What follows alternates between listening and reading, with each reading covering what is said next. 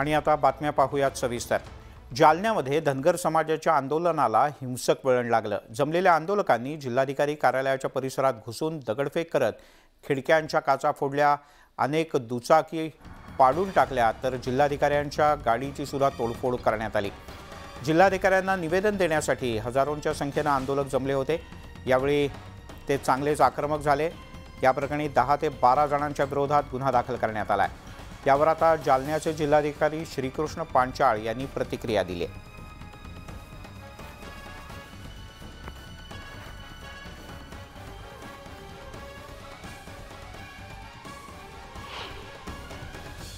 पाच 5000 धनगर तरुण ऑफिसमध्ये गेलेले आहेत आणि आम्ही त्या 5000 तरुणांना बाहेर काढून शांतता प्रस्थापित केली। हे प्रशासनाला वाटत होतं पेटाव।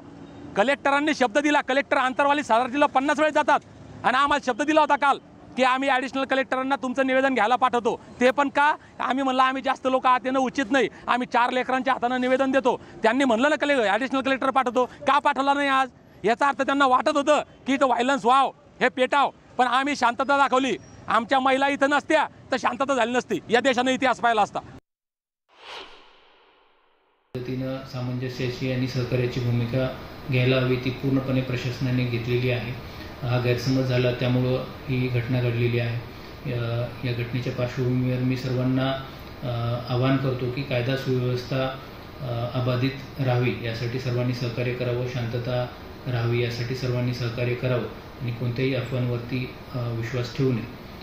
ही घटना झाल्यानंतर मी कार्यालयामध्ये आयोजकांकडून निवेदनही स्वीकारलेलं आहे। तोडफोडीचं आम्ही समर्थन करत नाही, परंतु हे जे प्रशासकीय अधिकारी आहेत यांना या सगळ्या गोष्टीचं गांभीर्य असण्याची आवश्यकता होती, परंतु त्या पद्धतीनं त्यांनी कारवाई केली नाही।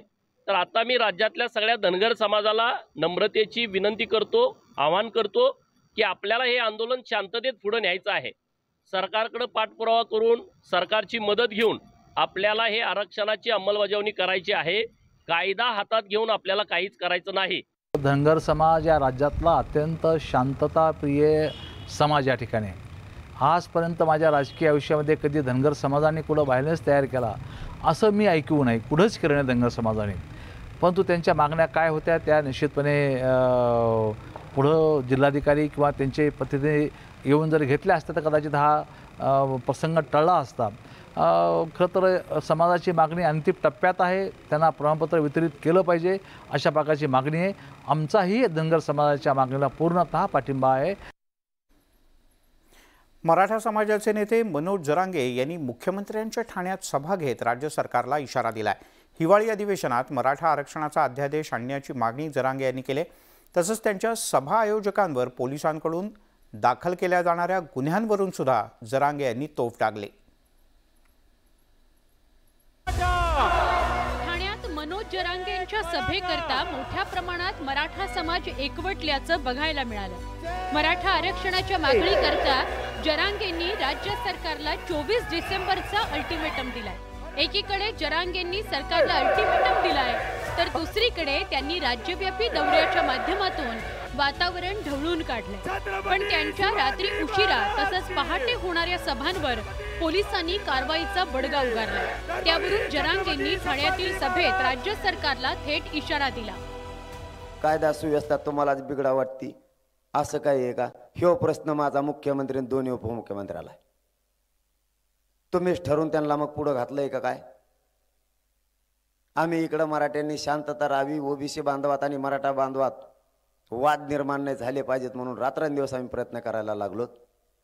आम्हाला दिवस पुराणा म्हणून आम्ही रात्री सुद्धा लोकांच्या दारात जायला लागलो। तुम्हाला जाती जाती तेढ निर्माण करून मग सरकारलाच दंगली भडकून आणायच्यात का काय असा अर्थ आहे त्याचा?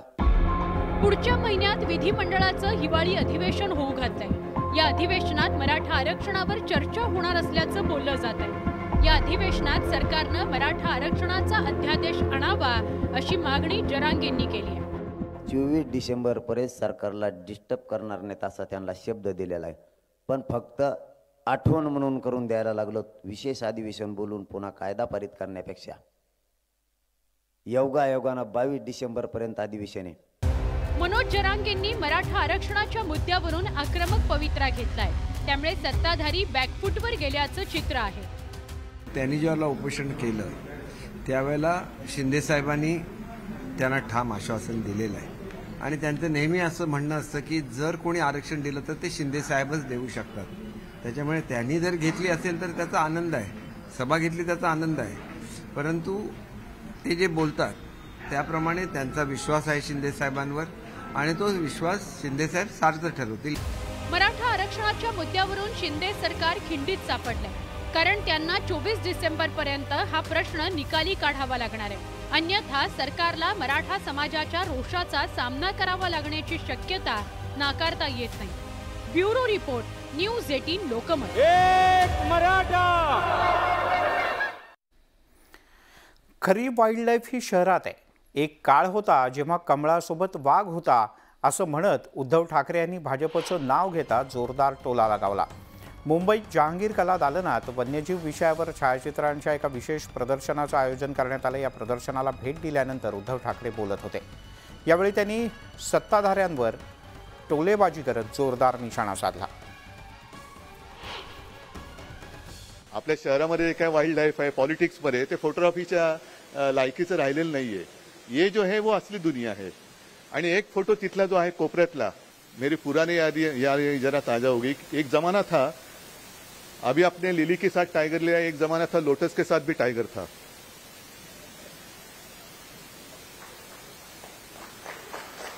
अरे कमळाबरोबर वाघ होता ना कधीतरी 25-30 वर्ष होता, आता होत नाहीये अभी.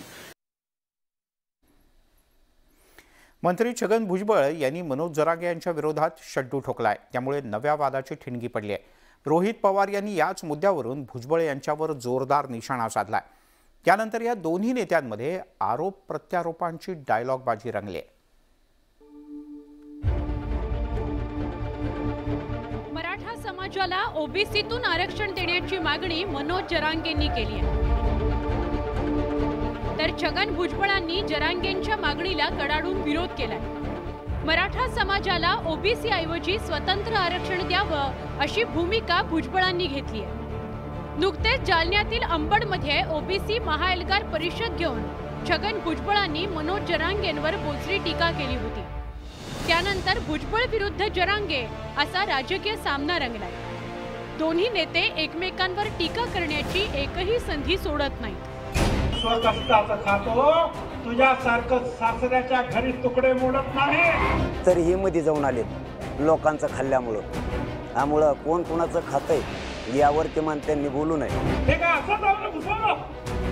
कुणाचं खाताय, कुणाचं खाताय का तुझं खातो ना रे? आमचं म्हणणं काय नाही, तुमचं तुम्ही खावं, आमचं आम्हाला द्यावं. आमदारांना गावबंदी, मंत्र्यांना गावबंदी, काय रे महाराष्ट्र तुमच्या 7 बाऱ्यावर लिहून दिला काय रे? ते सांगतीलच तसा कायदा थोडा चालतो. ते म्हणते तसं आमच्या घरी येऊ नका असं आमचं म्हणणं. मनोज जरांगे ओबीसीतून आरक्षण घेण्याच्या भूमिकेवर ठाम आहेत. त्यामुळे हा वाद चिघळत चाललाय. या वादामुळे मराठा विरुद्ध ओबीसी असा संघर्ष पेटण्याची शक्यता नाकारता येत नाही.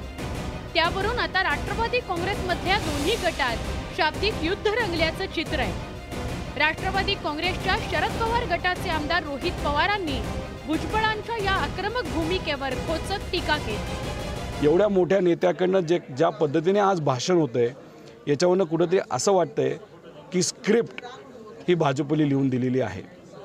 तर मग देवेंद्र फडणवीस साहेबांचा प्रयत्न असा असावा की नवीन नेते ओबीसीचे भाजपकडनं तयार करावेत. 1 नाही तर 2 भुजबळ साहेबांना मुद्दामून पुढं करायचं आणि लोकांचा रोज भुजबळ साहेबांवर आला तर त्यांची राजकीय कारकीर्द तिथंच संपवायची. आरक्षणाच्या मुद्द्यावरून छगन भुजबळांनी आक्रमक भूमिका घेतली आहे. तसंच त्यांनी मनोज जरांगेंना आव्हान दिलंय. त्यावरून रोहित पवारांनी छगन भुजबळांसोबतच भाजपवरही निशाणा साधला. रोहित पवारांच्या या टीकेला भुजबळांनी उत्तर दिलं. आता भुजबळांना कोणी स्क्रिप्ट देऊ शकत नाही हे आता पण सगळ्यांनाच माहिती आहे. कोणी मला काही स्क्रिप्ट देऊ शकत नाही. ना पवारसाहेब स्क्रिप्ट देत होते, मी माझं बोलत होतो, ना अजितदादा देत, ना फडणवीस देत, ना शिंदे देत. कोणी मला काही स्क्रिप्ट देत नाही. अंबडमधील ओबीसी महाएल्गार परिषदेत भुजबळांनी जरांगेंवर शेलक्या भाषेत टीका केली होती. तसंच मराठा संघटनांनी राजकीय नेत्यांना केलेल्या गावबंदीला भुजबळांनी प्रतिआव्हान दिलं होतं. त्यामुळे राजकीय वातावरण ढवळून निघालं असतानाच रोहित पवार आणि छगन भुजबळांमध्ये वाकयुद्ध रंगलंय. Bureau report, news 18 Lokmat. Shivsena आमदार अपात्रता प्रकरणाची आजची सुनावणी पूर्ण झाली. विधानसभा अध्यक्षांच्या समोर ही सुनावणी सुरू आहे. अध्यक्षांच्या समोर दोन्ही गटाच्या वकिलांनी आपापला युक्तिवाद अतिशय जोरदार मांडला. यानंतर ठाकरे गटाचे प्रतोद सुनील प्रभू यांची साक्ष झाली. उद्यापासून पुढचे 3 दिवस सलगपणे सुनावणी होईल. यानंतर 28 नोव्हेंबर ते 3 डिसेंबर अशी सलग 7 दिवसांची सुनावणी चालणार आहे. भाजप भ्रष्ट पक्ष असून गैरमार्गाने आमदार फोडल्याचा आरोप कुठल्या आधारे केला असा प्रश्न शिंदे गटाच्या वकिलांनी प्रभू यांना केला. तर 2019 साली शिवसेना आणि राष्ट्रवादीची युती झाली तेव्हा प्रतिवादी आमच्यासोबतच होते. मात्र विधान परिषद निवडणुकीच्या नंतर भाजपच्या दबावामुळे सुरत मार्गे काही आमदार गुवाहाटीला पोहोचले. या संदर्भात प्रसारमाध्यमांवरच्या बातम्या आणि चर्चेच्या आधारे आपण हा मुद्दा याचिकेत मांडल्याचं सुनील प्रभू यांनी नमूद केलं. सुनील प्रभू यांनी जे सांगितलं की माझा संविधानावरती विश्वास आहे, बाबासाहेब आंबेडकरांनी जे संविधान लिहिलंय त्याच्या वतीने त्याचा आदर राखून मी हे सगळं बोलतोय आणि फक्त बाबासाहेब आंबेडकरांच्या संविधानाचा उल्लेख त्यांनी त्याच्यात टाळला. त्यावर आमच्या वकिलांनी ऑब्जेक्शन घेतलं की ज्या बाबासाहेबांनी संविधान लिहिलेलं आहे त्यांचाच जर उल्लेख टाळत असतील तर ते बरोबर नाहीये आणि मग तो उल्लेख टाकला गेला. अशा प्रकारे आज विविध प्रश्न ॲफिडेव्हिटच्या संदर्भात विचारले गेले आणि ही उलट तपासणी उद्या परत पुन्हा पुढे चालू राहील. आजच्या सुनावणीमध्ये जे प्रश्न उपस्थित केले गेले होते ते प्रश्न ही तर सुनावणी आहे. केवळ सुनावणी होते म्हणून काहीही गृहीत धरण्यामध्ये अर्थ नसतो. शेवटी जो काही निर्णय द्यायचा तो अध्यक्ष देणार आहे. प्रत्येक पक्ष आपापली बाजू मांडत असतं आणि ती बाजू योग्य आहे अयोग्य आहे कायद्याच्या निकषावर बसते की नाही हे बघून निर्णय होणार. त्याच्यामुळे केवळ सुनावणी झाली म्हणजे त्याच्यातून काहीतरी निष्कर्ष काढणं चुकीचं ठरेल. सुनावणीमध्ये नेमकं काय काय झालं, शिंदे यांच्या वकिलांनी कशी प्रश्नांची सरबत्ती केली आपण पाहूयात. शिंदेंचे वकील म्हणाले, याचिकेच्या दुसऱ्या परिच्छेदात भाजपकडून भ्रष्ट आणि अवैध मार्गांचा अवलंब केल्याचा आरोप तुम्ही कशाच्या आधारावर करता. यावर सुनील प्रभू यांनी म्हटलं की 2019 मध्ये शिवसेना, राष्ट्रवादी आणि काँग्रेसचं सरकार स्थापन झालं. त्यावेळेला प्रतिवादी आमच्यासोबत मंत्री होते. पुढे ते सुरत मार्गे गुवाहाटीला गेले. त्यावेळी ते चुकीच्या पद्धतीने गेले. भाजपच्या दबावतंत्रामुळे ते गेले म्हणून मी असं म्हटलं आहे. शिंदेंच्या वकिलांनी प्रश्न विचारला, तुमचं हे मत व्यक्त करताना तुमच्याकडे कुठल्याही प्रकारचा पुरावा नव्हता. तसंच भाजपनं गैरमार्गाने आमदारांना पळवून नेलं हे खरं आहे का. यावर प्रभू यांनी उत्तर देताना म्हटलं, प्रसारमाध्यमांमध्ये या संदर्भातल्या बातम्या होत्या आणि लोकांमध्ये चर्चा होती की आमचे आमदार पळवून नेलेत. त्यामुळे मी हे बोललो आहे आणि याचिकेत तसं लिहिलं आहे. शिंदेंच्या वकिलांचा प्रश्न होता, तुमच्याकडे काही पुरावा आहे का. या प्रश्नाचं उत्तर न आल्यानं मी पुन्हा प्रश्न विचारतोय. प्रभू म्हणाले, त्यावर हे सगळं ऑन द रेकॉर्ड आहे.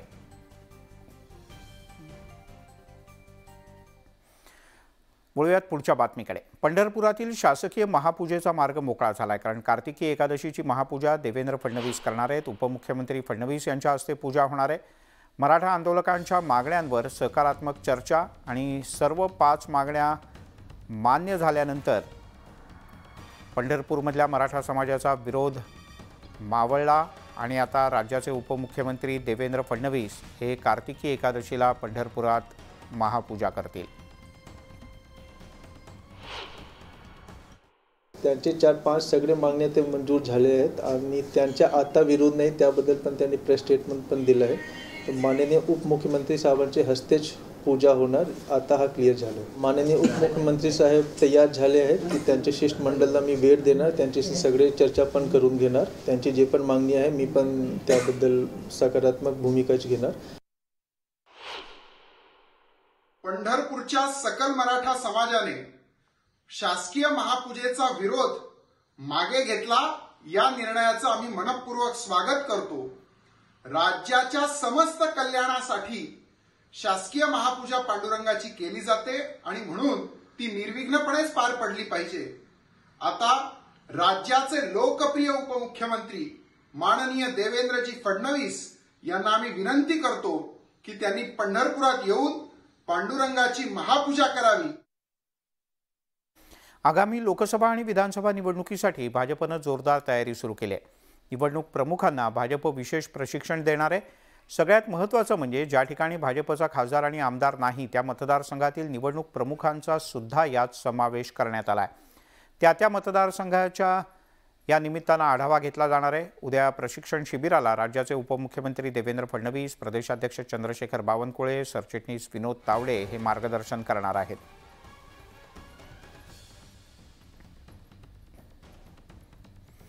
महाराष्ट्र नवनिर्माण सेनेनं लोकसभा निवडणुकांची तयारी सुरू केली आहे। बुलढाण्यातून मनसे लोकसभा निवडणूक लढवणार असल्याची घोषणा करण्यात आली आहे। या संदर्भात शेगावमध्ये एक बैठक पार पडली। या बैठकीच्या नंतर पक्ष निरीक्षक जयप्रकाश बावस्कर यांनी घोषणा केली। लोकसभा निवडणुकीसाठी मनसेकडून अनेक जण इच्छुक आहेत, मात्र उमेदवाराच्या बद्दल लवकरच अधिकृत घोषणा केली जाईल असंही त्यांनी नमूद केलं। या संदर्भात उद्या शिवतीर्थावर राज ठाकरे यांच्या अध्यक्षतेखाली मनसेच्या काही नेत्यांची बैठक होईल आणि या बैठकीत आगामी लोकसभा आणि पदवीधर निवडणुकीच्या बद्दल चर्चा होणार आहे। ड्रग्ज तस्कर ललित पाटीलला मदत केल्याच्या प्रकरणात आता एक नवीन गौप्यस्फोट झालाय। आधी ससून रुग्णालय प्रशासन, त्यानंतर पोलीस दलानं ललित पाटीलला मदत केल्याचं उघड झालं। आता त्याही पुढची गोष्ट आहे, कारण येरवडा कारागृहच ललित पाटीलला पाठीशी घालत होतं। येरवडा कारागृहाच्या वतीने पाटीलसाठी लिहिलेलं एक पत्र न्यूज 18 लोकमतच्या हाती लागलंय। पाहूयात एक खास रिपोर्ट।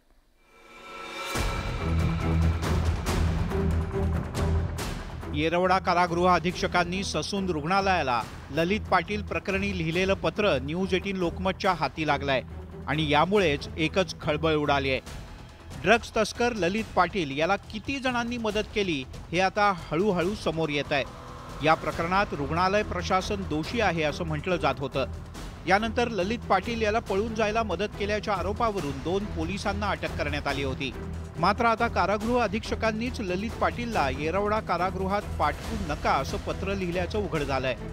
ललितला ने-आण करण्यासाठी एस्कॉट नसल्याचं कारण देत त्याचा मुक्काम ससूनमध्येच राहावा यासाठी कारागृहातल्या डॉक्टरनं पत्राचा खटाटोप केलाय। ड्रग्ज माफिया ललित पाटीलला 15 दिवस ससून रुग्णालयातच ठेवून घ्या यासाठी कारागृह अधीक्षकांनी ससून रुग्णालय प्रशासनाला बंदोबस्त नसल्याचं कारण दिलं होतं। या प्रकरणी कारागृहाच्या अधीक्षकांनी एक स्पष्टीकरण दिलंय। वैद्यकीय अधिकारी कारागृहाचे जे असतात त्यांनी रुग्णाला काय होतंय त्या संदर्भामध्ये जी काही कारवाई करायची, जे काही उपचार द्यायचे त्या संदर्भामध्ये त्यांचा लुकआउट असतो। त्यांच्या सल्ल्याने कारागृह अधीक्षक पोलीस पथकाची मागणी करून त्यांना सिव्हिल हॉस्पिटल किंवा ससून हॉस्पिटल इकडे वर्ग करण्यात येतं, रेफर करण्यात येतं। ललित पाटील प्रकरणात डीनची चौकशी करण्यात आली आहे, तर डॉक्टर देवकाते यांना निलंबितही करण्यात आलंय। 2 पोलिसांना सेवेतून बडतर्फ करत अटक सुद्धा झाली। पुणे पोलीस आता ससून रुग्णालयातल्या कर्मचाऱ्यांची कसून चौकशी करण्याची शक्यता आहे। अशी चौकशी येरवडा कारागृहातल्या वैद्यकीय अधिकाऱ्यांची सुद्धा होणार का हे पाहणं महत्त्वाचं आहे। व्हिडिओ जर्नलिस्ट सचिन हंसाटेसह वैभव सोनवणे, न्यूज 18 लोकमत, पुणे। आणि आता पुण्यातली आणखीन एक बातमी। पुण्यात धीरेंद्र शास्त्री यांच्या कार्यक्रमात काहीसा राडा झाला। कार्यक्रमाच्या ठिकाणी स्वयंसेवक दादागिरी करत असल्याचा धक्कादायक व्हिडिओ समोर आलाय। कार्यक्रमाच्या दरम्यान स्वयंसेवकांचा भाविकांची काही कारणावरून जोरदार वाद झाला। यानंतर एका स्वयंसेवकानं भाविकाला मारहाण केल्याचं कळतं। या संदर्भातला एक व्हिडिओ सुद्धा समोर आलाय। दरम्यान पोलिसांनी मध्यस्थी करत हा वाद मिटवला। स्वतःच्या आयुष्यातील दुःख दूर व्हावं आणि आध्यात्मिक मार्गदर्शन मिळावं यासाठी जर कुणी एखाद्या आध्यात्मिक गुरूच्या दरबारी जात असेल आणि तिथे भाविकांना चुकीची वागणूक मिळत असेल तर याबद्दल भाविकांनी विचार करण्याची गरज आहे।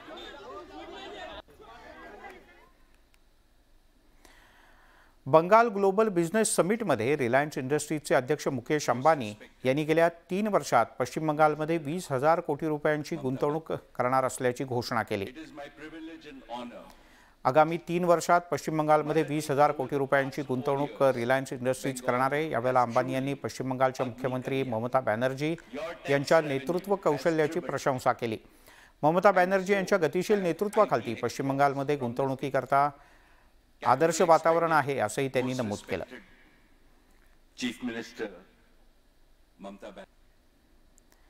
या बुलेटिनमध्ये इथेच थांबूयात. ताज्या बातम्यांचा ओघ न्यूज 18 लोकमतवर सुरूच राहील.